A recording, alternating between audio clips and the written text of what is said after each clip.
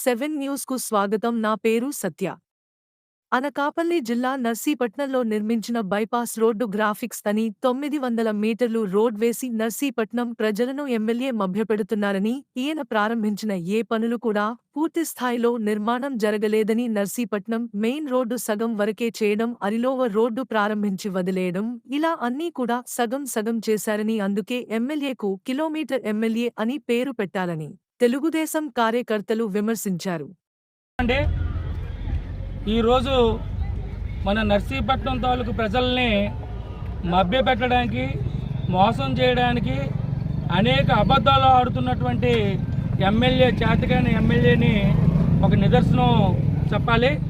ఎందుకంటే వెంకటేశ్వర స్వామి గుడి దగ్గర నుంచి పెదబుడ్డపల్లి మన చోడవరం రోడ్డుకి అట్టహాసంగా ప్రారంభోత్సవం చేస్తున్నట్టుగా అక్కడ ఉన్నటువంటి డ్వాక్రా మహిళల్ని, అదేవిధంగా స్కూల్ పిల్లల్ని, వాలంటీర్లు వాళ్ళందరినీ తీసుకొచ్చి అట్టహాసంగా ప్రారంభోత్సవం చేసి ఒక చిన్న గ్రాఫిక్ చూపించి ఏదో అలీబాబా అరడజన్ దొంగలు కథ అల్లినట్టుగా అడుగుతున్నారండి.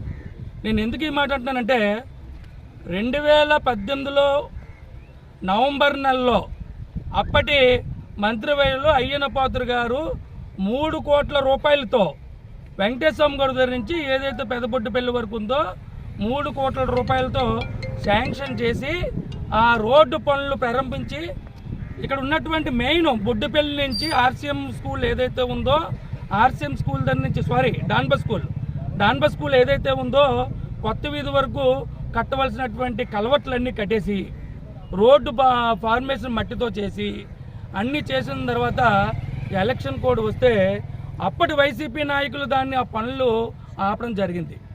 తర్వాత ఇటీవల తెలుగుదేశం ప్రభుత్వం కోల్పోయాం. ఇక్కడ ఈ దుర్మార్గ ప్రభుత్వం అధికారంలోకి వచ్చిన తర్వాత ఎమ్మెల్యే గారు ఇదేదో రోడ్ని శాంక్షన్ తీసుకొచ్చానని ఒక కట్టగా తల్లిగి ఈరోజు వేసింది నువ్వు ఎంతయ్యా?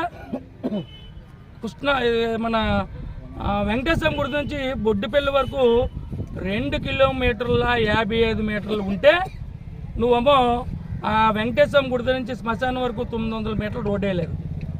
మళ్ళీ మధ్యలో నమ్మని ఒక 550 మీటర్లు రోడ్ వేసాం.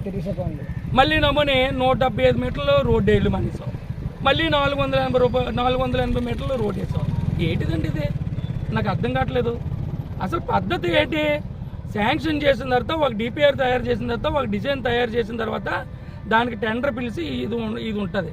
నువ్వేదో రేపు ఎన్నికల్లో ఓట్లు పొందాలి, గెలాలి అన్న తాపత్రయంతో నీ ఇష్టం వచ్చినట్టు ప్రజలు మభ్యపెట్టడం జరుగుతుంది. ఇది చెల్లదు. ఇప్పటికైనా సరే నీ జిమ్మిక్కలన్నీ మానుకొని ఇటువంటి వక్ర బుద్ధులు మానుకొని ఇప్పుడు ఆంధ్ర రాష్ట్రంలో ఎలాగైందంటే ఇప్పటి వరకు కూడా మేము అరగంట మంత్రి, గంట మంత్రి అని పిలుచుకున్నాం. కానీ ఈరోజు నర్సీపట్నానికి నువ్వు చేసిన పని వల్ల దౌర్భాగ్య పరిస్థితి అంటే ఒక కిలోమీటర్ కూడా వేయలేనటువంటి కిలోమీటర్ రోడ్డు మంత్రి ఎమ్మెల్యేని పిలిచే దౌర్భాగ్యంగా నర్సీపట్నం కల్పించినట్టు సిగ్గుపడుతున్నాం. దయచేసి ఇటువంటి అన్ని మానేసి నీకు రానున్న రోజుల్లో ప్రజలు బుద్ధి చెప్పడానికి సిద్ధంగా ఉన్నారని చెప్పేసి ఈ సందర్భంగా తెలియజేస్తాను. అందరికీ నమస్కారం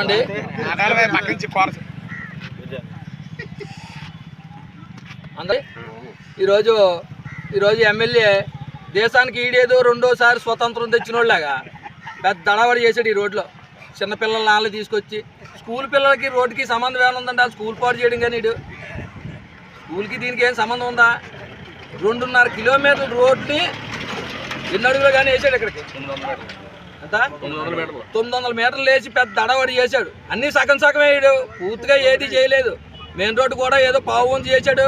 తర్వాత గొల్గొండ రోడ్డు కూడా ఏదో అడవడి చేసి పీస్ మీటర్లు అవి పంచి పెట్టించాడు. వచ్చే వాళ్ళకి పోయే వాళ్ళకి వీడేదో రోడ్డు కంప్లీట్ చేసేస్తారనుకున్నారు ఈ వాళ్ళు కూడా.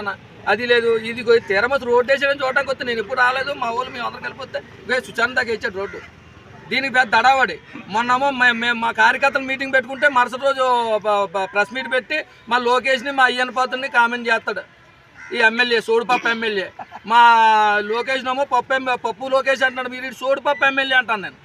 ఎందుకంటే అన్ని సగం పనులు ఏది పూర్తి అవ్వదు. పెద్ద దడావడి చేస్తాడు. అవినీతి గురించి మాట్లాడుతున్నాడు. 1 రూపాయి అవినీతి తీసుకోలేదని మన ప్రెస్ మీట్లోనే అవినీతి లేదు నాకు అలాగని చెప్పేసి వారు బాబు నీకు తెలియటం లేదంటే నీకు అవినీతి కాదనుకుంటామేమో, కానీ నర్సీపట్నం నియోజకవర్గం ప్రజలందరికీ కూడా నీ అవినీతి, మీ వైఎస్ఆర్సీపీ అవినీతి ఏటేటి చేశారన్నది ప్రతి ఒక్కరు కూడా గమనిస్తారు. నీకు తెలియలేదేమో. నువ్వు అయ్యన్న కాలనీలో జనాలందరూ సొంత డబ్బులతో రోడ్డు వేసుకుంటే మీరు మీ పార్టీ నాయకులు మీరు రోడ్డు వేసినట్టుగా గవర్నమెంట్ మున్సిపాలిటీ ఎజెండాలోనే 2 లక్షల రూపాయల బిల్లు పెట్టారంటే నీది అవినీతి అంటారా? బోర్ని అయ్యన్న కాలనీలోని జనాలందరూ డబ్బులు వేసుకొని కళ్యాణ మండపం దగ్గర బోర్ వేశారు. బోర్ వేసుకుంటే 2 సంవత్సరాలు అయిపోయిన తర్వాత ఇప్పుడు ఎజెండాలో బిల్లు పెట్టాడు ఎమ్మెల్యే 2 లక్షలు తెప్పడానికి. మళ్ళీ నాకు అవినీతి ఏమి చేత కాదంటుండ. మెయిన్ రోడ్డు ఏమో బూడిద కడెత్తుంటే డీజిల్ కాలకి మేము అందరం కంప్లైంట్ చేసాం, మేము అవినీతి ఏమి చేయలేదు అంటున్నాడు. ఇదేమో ఇంటింటికి కొలా అని చెప్పేసి రోడ్లన్నీ తవ్వేస్తే కాంట్రాక్ట్ ఆడికి ఇంకా బిల్లు అవ్వలేదు. ఈడేమో ఆయన లంచం అడిగాడు కమిషన్, ఆడు పారిపోయాడు. అదో బొక్క బాబు మళ్ళీ మాకు ఇదో బొక్కేటి అని చెప్పి పోయాడు. ఇన్ని అవినీతి కొట్టేసిన 2 సంవత్సరాల కింద కొట్టిన బోర్కి కూడా బిల్లు పెట్టచ్చని నీకు ఇన్ని తెలివితేటలు ఉన్నాయని మీ జగన్మోహన్ రెడ్డికి కానీ తెలిస్తే సజ్జల రామకృష్ణారెడ్డిని తీసేసి నేను నెట్టేసుకుంటారా బాబు? ఎలా డబ్బులు తెప్పాలా, ఏం చేయాలా ఆ సంగతి ఆయనకి తెలియలేదు. ఇక్కడ ఎమ్మెల్యే సీట్ ఒకడొకరికి ఇచ్చి నేను తీసుకుపోను అక్కడికి. నువ్వు అవినీతి గురించి మాట్లాడుతున్నావు. బుద్ధి తక్కువ మాటలోనో బుద్ధి తక్కువ పేలటం మానే. ఇంతకుముందు ఏం చెప్పు, అన్నా క్యాంటీన్ ఎలక్షన్ స్టంట్ అయ్యన్న పోతులు గారు అప్పుడు ఎలక్షన్ ముందు పెట్టారు అని చెప్పు. మరి ఇప్పుడు నువ్వు చేసేదటి ఎలక్షన్ 10 రోజుల్లో కూడా ఉందనక రోడ్లు అయ్యి అడవటి రోడ్లు వేయించడం, ఏ గాలి దోలేతో పోద్ది. నువ్వు శాతగాని సంపప్పుకోవడమే నువ్వేమో మమ్మల్ని కామెంట్ చేస్తున్నావు తెలుగుదేశం పార్టీని. ఇక్కడికి వచ్చి చూస్తే రోడ్డు లేదు, ఏమీ లేదు. జనం గమనించట్లేదు అనుకోకు, ప్రతి ఒక్కరు కూడా గమనించున్నారు నువ్వు చేసే సిన్నులన్నీ. అందరికీ నమస్కారం.